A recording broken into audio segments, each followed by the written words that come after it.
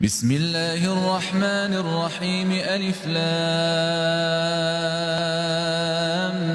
ميم. ذلك الكتاب لا ريب فيه هدى للمتقين الذين يؤمنون بالغيب ويقيمون الصلاة ومما رزقناهم ينفقون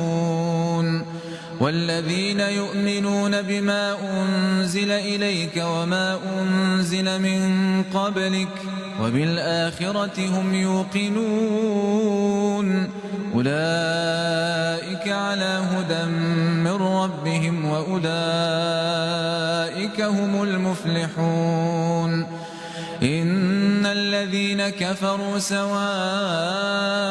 عليهم أأنذرتهم أم لم تنذرهم لا يؤمنون